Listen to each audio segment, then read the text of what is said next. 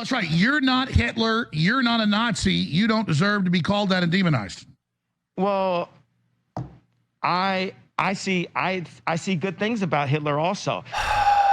We're going to talk about that and so much more on today's show, but first, today is my birthday. I'm officially 43 years old today, or at least that's how old I'm going to tell people I am, so they say, you look good for your age. But today, I'm celebrating in the most Philip DeFranco way possible, monetizing my birthday by launching the annual Broke Bastard Mystery Box sale. I know everyone can't afford our drops over at beautifulbastard.com, so to clear out the warehouse for 2023, almost everything is 50% off. Right, that $80 thing, now $40, that $40 thing, now $20. But when you order, you'll only know the product type and the size. I know it's a shirt, I know it's gonna be an extra large, I know it's a female style crop, I know it's a medium, though we also have posters 50% off, and you will know which ones you're getting there. So yeah, jump in on this as soon as possible. Last year when we did this, I think we sold out in about 1 to 2 hours, and that's probably the last time you heard me talk about clothes for like about 2 months. But with that said, buckle up, hit that like button to show you like these extra large shows, and let's just jump into it. Starting with Kanye West getting all lovey-dovey for Adolf Hitler and Nazis. Rough day. This man went on Alex Jones today and made Alex Jones seem like the sane one. So yeah, let's look at some of today's highlights. I see good things about Hitler also. Every human being has something of value that they brought to the table, especially Hitler. After that, you had Jones sending the show to a commercial by saying that he wasn't a fan of Nazis, with Ye then saying, I like Hitler, with Jones for the first time in his life trying to be the voice of reason. I like Hitler. I don't like Hitler. And I know you're trying to be shocking with that. I'm not trying to be shocking. I like Hitler. I do not. The Holocaust is not what happened. Let's look at the facts of that. And Hitler has a lot of redeeming qualities. And he didn't kill 6 million Jews. That's just like factually incorrect. And Obama was not the first black president. He was another Jewish president. With Ye just then doubling down. And the Nazis, in my view, were thugs that shook people down, did a lot of really bad things. But they did good things too. We're going to stop dissing the Nazis all the time. Okay. With Jones even accusing Ye of having a Hitler fetish. And honestly, I don't even know what to do here. Like, I really agree with what Ben Collins said when he tweeted. Like, I cannot understate how unbelievably anti-Semitic this Kanye West InfoWars interview is. This is straight up old-fashioned Nazism that he's like trying to veil as like an I love everything thing, but I think most people can see through it, and it's being mainstreamed by one of the biggest celebrities in the world. So I guess the way that I'll end this story is by saying, fuck Kanye West, fuck Hitler, fuck Nazis, and fuck anyone excusing this horrendous, disgusting, dangerous behavior from this man. We are so many miles beyond trying to make excuses or saying he just needs the right people around him. And what's wild is, even with this, I'm going to get shit from a certain number of people that are like, wow, the way you're covering Kanye's bias. There's no fucking fence sitting with Nazis. Like, in general, I've tried to leave that habit over the last 5 years, but fucking Nazis? This should be the easiest, most open and closed thing to have an opinion on and speak out about. And then, is this fall of FTX going to bring regulation to the crypto market? That's a big question that many have been asking ever since the cryptocurrency giant met its incredibly rapid and shocking implosion, right? It left so many people trying to recover money they may never see again. And so we've seen renewed calls for Congress to regulate the largely lawless industry, and lawmakers have responded by planning a series of hearings with 3 different committees. The first of which is actually kicking off today as we're recording, with the Senate Agriculture Committee hearing testimony from Rostin Benham, the chairman of the Commodity Futures Trading Commission, or CFTC, which, key thing, is under the jurisdiction of the panel. And in his opening remarks, Benham called for legislation to regulate the crypto industry and prevent the FTX disaster from ever happening again. But many experts are concerned that congressional efforts to better regulate the market will fall short or just fail entirely. And that is due to one tried and true reason as old as time: money and politics. Right, currently, the top bill being discussed here is the Digital Commodities Consumer Protection Act, or DCCPA, which, among other things, would give the CFTC more authority and funding to oversee crypto companies. The bill's been sponsored and championed by the Agriculture Committee Chair and Ranking Member Senators Debbie Stabenow and John Boozman. And Benham notably actually used to be a senior staffer for Stabenow and has also thrown his support behind the measure. And another key thing here, so has former FTX CEO Sam Bankman-Fried, which, unsurprisingly, has raised alarm bells for many, many experts, many of whom view this as a transparent attempt by FTX to essentially just mold regulations as they like, with others also noting that this bill may be too advantageous to the crypto industry, which supports giving regulatory authority to the CFTC because companies believe they'll get more favorable treatment from the agency. And that is due to the CFTC being so much smaller and having way fewer resources than the Securities and Exchange Commission, who, another key thing, has taken a far more aggressive position on controlling the market. Now here you do have Stabenow denying the assertion that the legislation was basically written by Bankman-Fried, saying it was drafted over the course of many months with and influenced by many different voices. But here's where the money comes in. Critics say that the sheer amount of cash that Bankman-Fried and FTX have poured into Congress and directly to members responsible for deciding how the industry will be regulated indicates otherwise. But according to data from Open Secrets, Bankman-Fried personally gave more than $39 million to candidates and committees in the 2022 midterm elections. And FTX.US has given more than $70 million through individuals and PACs, making it the third biggest influencer of political campaigns. And then, getting even more specific, 9 different senators on the Agriculture Committee benefited directly from those donations, including Stabenow and Bozeman, who notably both received the biggest individual donations from Bankman-Fried at $23,200 each. Now, both those leaders, along with 4 of the committee's Democrats, have since said they plan to donate the contributions that they received, but the 3 others, all of whom are Republicans, have remained silent on the issue so far. This including Minority Leader Mitch McConnell, who is aligned with 2 campaign accounts that received a whopping $1.12 million from FTX sources. And understand, that is just about the money we know about, right? Bankman-Fried's donations to Democrats, they've been well documented, making him the second biggest donor to the party in the last cycle. But, and I will preface this with saying, we don't know what to believe from Bankman-Fried. I believe that he lies a lot, but he also recently said that he actually donated just as much money to Republicans, but he did so through dark money contributions, which are not public. Though they're saying, this wasn't meant to sway lawmakers, saying the reason was not for regulatory reasons, it's because reporters freak the fuck out if you donate to Republicans. They're all super liberal, and I don't want to have that fight. But again, I think you need to take Bankman-Fried's words with a grain of salt, especially around his claim that it's not for regulatory reasons, especially when you look at Bankman-Fried's broader efforts, where the massive network he set up for FTX to court lawmakers and regulators has been widely reported on, as has the fact that he's been in Washington a lot over the last half a year, specifically lobbying for regulations, with Open Secrets data showing that in 2022,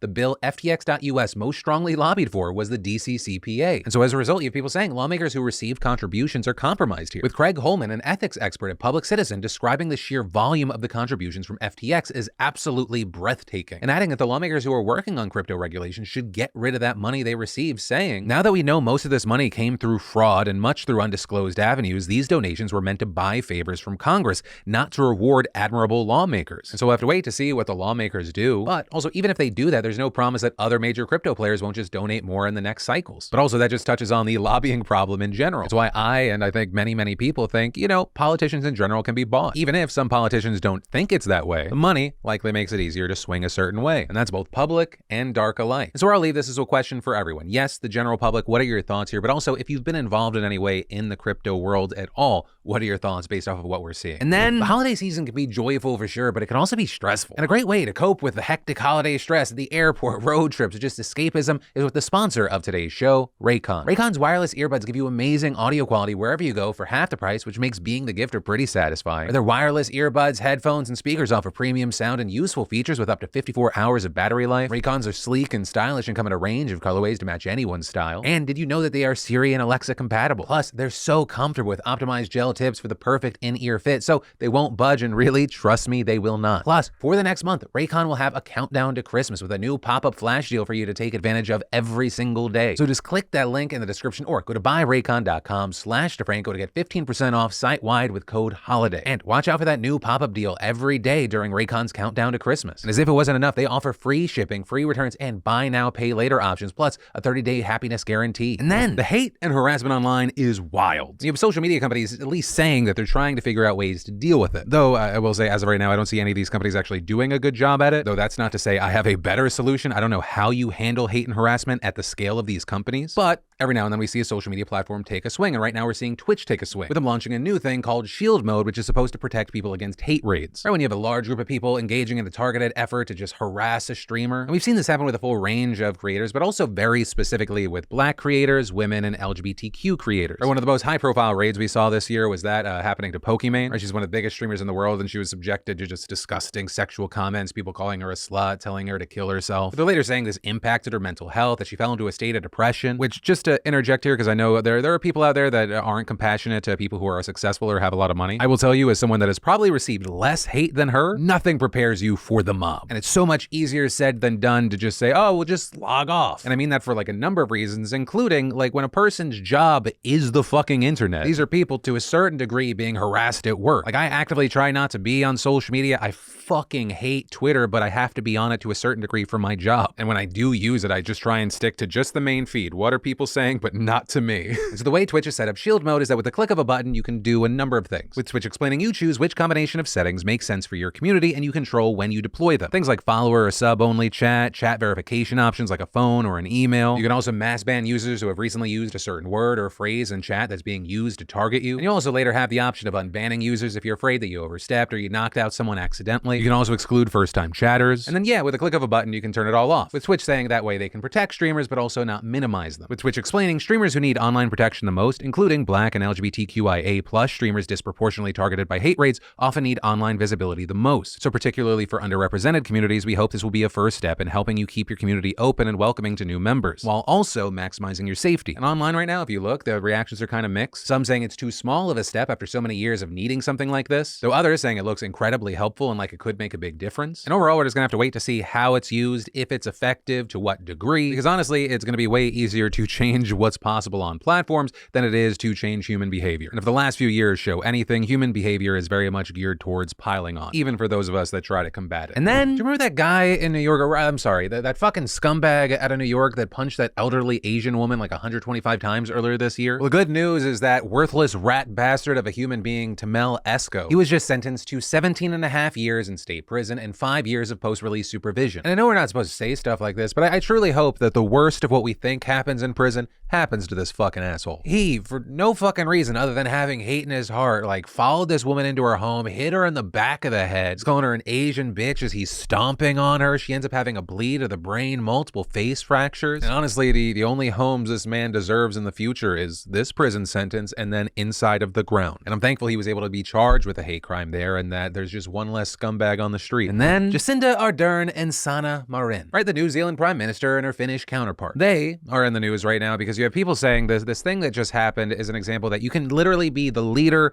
of a nation and still get hit with casual sexism. Right, so Marin had been in New Zealand on a 3-day visit to discuss trade in Ukraine when a reporter asks, are you two meeting just because you're similar in age and, you know, got a lot of common stuff there? Or can Kiwis actually expect to see more deals down the line between the two countries? The fucking gall to be like, y'all just having a little girls trip, just gossiping, maybe do a TikTok dance together. You know, with this, you had Ardern instantly responding with, my first question is, I wonder whether or not anyone ever asked Barack Obama and John Key if they met because they were of similar age.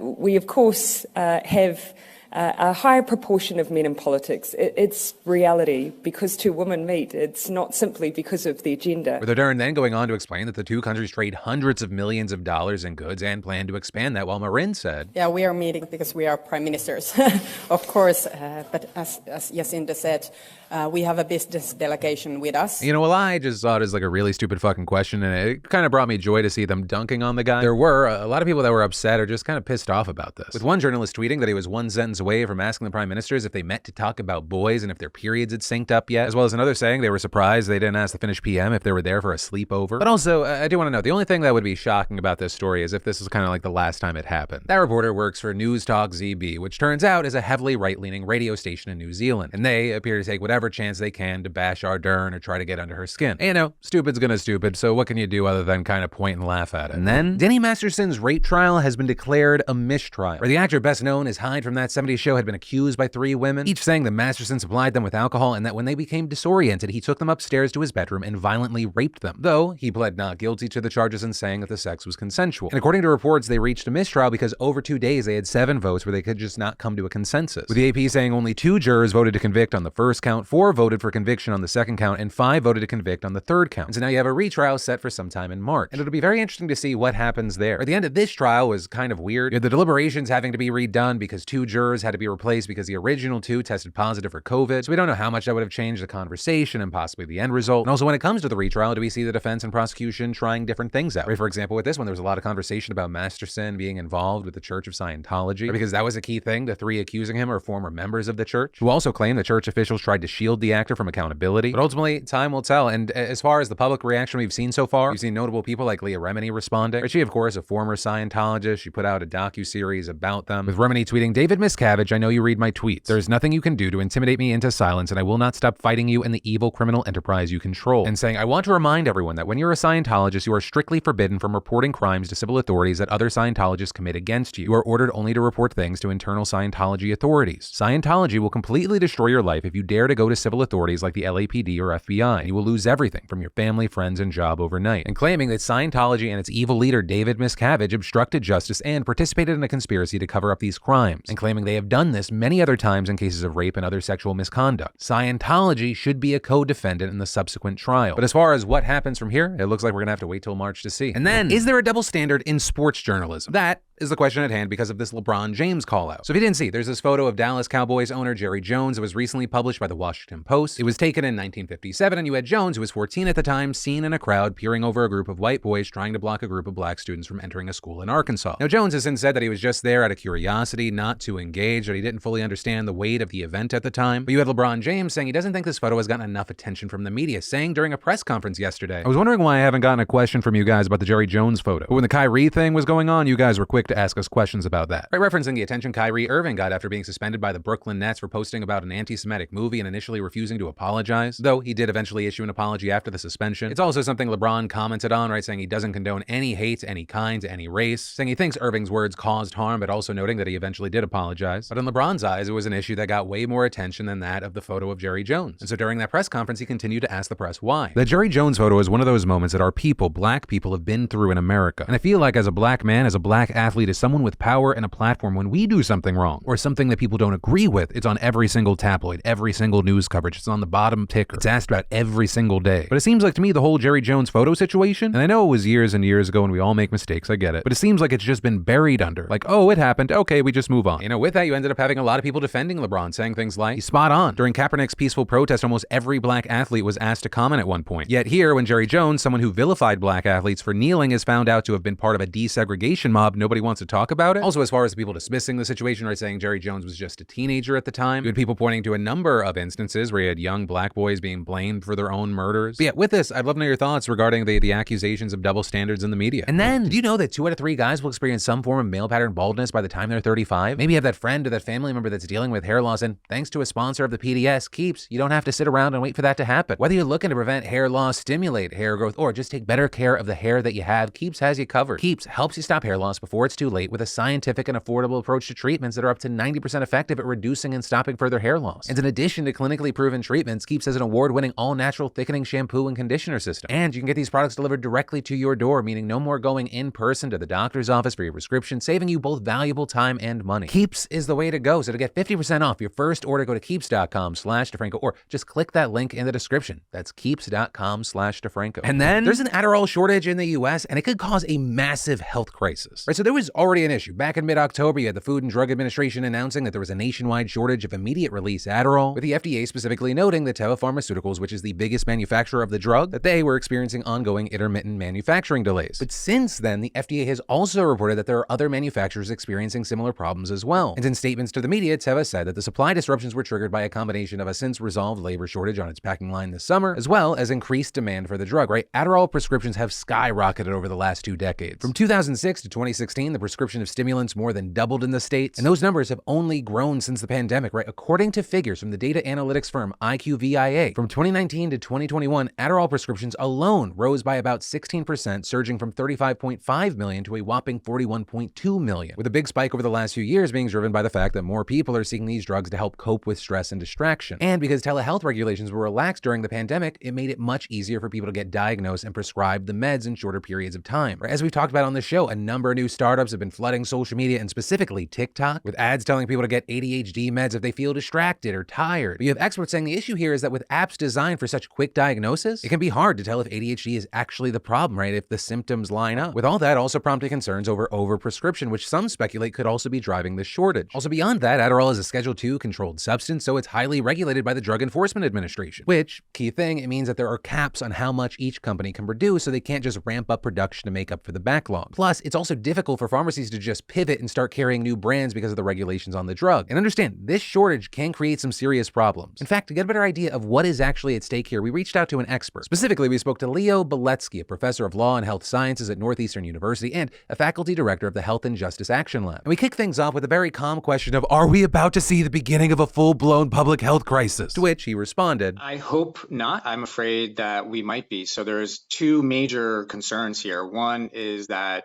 you have lots of people who had access, sort of regular access to medication that they may not now have access to. And there are individual level risks that cascade from that. So insomnia, depression, in some instances, you could even see suicidal ideation.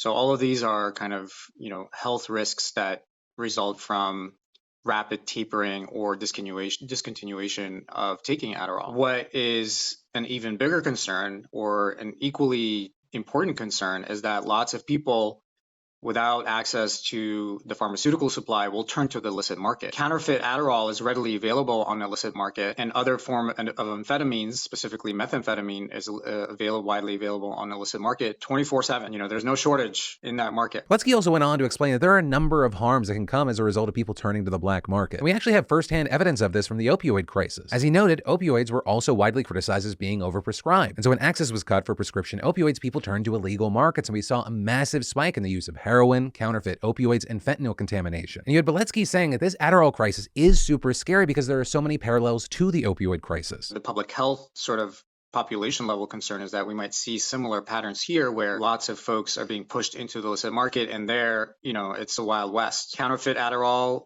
oftentimes does have methamphetamine. We also know that oftentimes this counterfeit Adderall can be cross-contaminated with fentanyl and other things. Of course, methamphetamine is even cheaper than counterfeit Adderall pills. And so the concern is that folks might start smoking meth and even injecting meth, which is, increasingly common. It would be a huge public health disaster if thousands or even millions of people started taking methamphetamine trying to replace this pharmaceutical supply. Now, as far as what can be done to prevent this, Beletsky explained that the FDA has a number of powers to clear up the shortage. This including encouraging other competitors to create new sources of production, as well as encouraging the importation of Adderall from abroad. And while he says the agency would have the power to fast-track these actions to skirt around regulatory hurdles, so far they haven't taken any of those steps, and that's a problem. We also reached out to the FDA to ask if they have plans to intervene and speed up the process, with the spokesperson actually telling us the FDA evaluates all its tools and determines how best to address each shortage situation based on its cause and the public health risk associated with the shortage. And as far as when the FDA thinks that the shortage will be resolved, the spokesperson said it's, quote, expecting the supply issues to resolve in the next 30 to 60 days. But Beletsky says he doesn't believe that timeline. I'm afraid that they may be overly optimistic given the scale of the problem. My guess is it's going to take months to resolve, and I hope that most folks are able to kind of make do and not start kind of purchasing alternatives from the illicit market. But Beletsky also said that the issues that we're seeing here are a symptom of broader problems with America's overall system for drug regulation that goes beyond the FDA. But as I mentioned before, because Adderall is a controlled substance, the DEA is also a big player in all this. But unlike the FDA, the DEA is a law enforcement agency. And Beletsky noted that it has a long history of focusing more on controlling the supply of these kinds of drugs rather than ensuring there is adequate access for the people who need them. And so as a result, the DEA has very little control over both legal and illegal markets for controlled substances. Right? We simultaneously have this massive unregulated black market that is absolutely thriving, and people who lack proper access to prescriptions that they need, which is why Beletsky says it is imperative that we use this latest shortage as yet another wake-up call to highlight the need for rethinking how drug access is structured in America. It's really important to highlight the failures of the DEA in this context, because the DEA, much more than the FDA, is responsible for finding that balance between access and control. You really need to reevaluate the role of the DEA in our drug regulatory system. The FDA, on the other hand, probably could use additional authority. Their role is mainly to kind of like monitor and coordinate, and it doesn't seem to be insufficient. When it comes to essential medicines, we really need much more authority for governmental regulation to step in and sort of help to stabilize access to these particular medications as well as many others. Where we ended with Beletsky is, noting that there are several steps people who need Adderall can take until the shortage clears up. I think it's important to note that there are other alternatives in the pharmaceutical supply that are not in shortage, and so talk to your provider about what additional tools may be available. Other stimulants that you can try to kind of bridge the gap. I think it's also important to note that if you do turn to, if folks are turning to buying Adderall or other alternatives on the illicit market, it's really important to test that supply, especially for fentanyl. And so with this, I'll be linking to some resources down below where you can order test strips online, which really, anyone who is using any kind of drug they did not get legally should have on hand. please don't be stupid.